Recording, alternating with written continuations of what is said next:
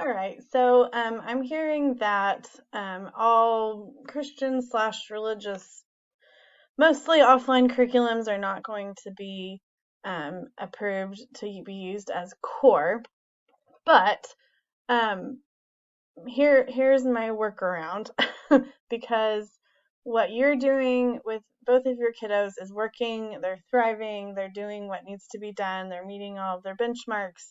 And I really don't want to mess with that. You know them best, you're with them every day. Um, I'm not going to take that away from you, and I want you to continue using what you're using because I know you've researched it. I know that the kids are comfortable with it. I know you're comfortable with it. And I can't do that to you guys and say, nope, can't do that anymore. So here's my workaround. Um, Please don't share this with anyone. I like my job and I like to have you guys on my roster. But here's what I'd like for us to do moving forward. So I don't know if you've heard back from the teachers from co-op or not. I know that the devices are going to be a part of that, and I think a lot of that is because of these new guidelines moving forward for our littles. Unfortunately, they're just wanting them to have time with a teacher present to help them in their curriculum if they need it, which I is amazing. I love that they're devoting their time to part of that. So this is what AV's curriculum looks like. Asher's looks very similar. They have two little courses, and this is in Epic Ed. You already have the workbooks for them, so that's pretty easy. But let me show you how easy this is. Your curriculums that you have picked are so much more in depth and challenge them so much more. That's why I love them, and please continue using them.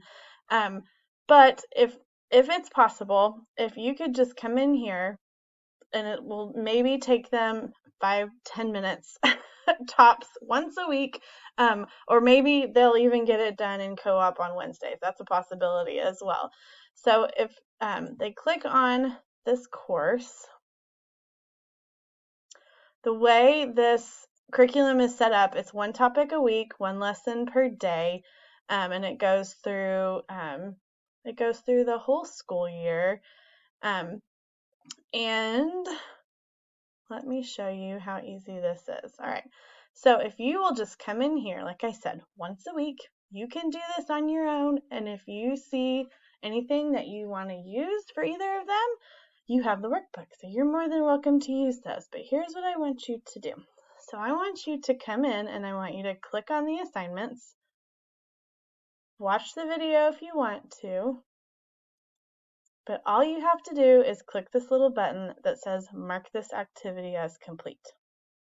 And then you go to the next one. And some of these will have questions. If you want to walk through these questions with either of them, you can do that. If not, you can just answer them real fast and you can complete it and move on to the next one. And it's not going to let me because I'm not enrolled as a student.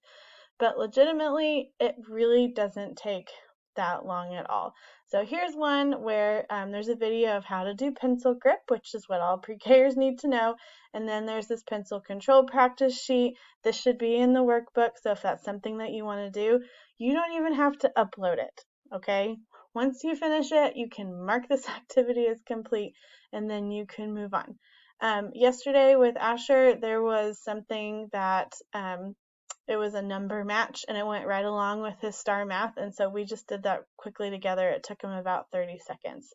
So it kind of helps you a little bit because you're not going to have to do the weekly showcase anymore, because I know that as long as they're making progress, and they will, I don't need to worry about seeing all of that.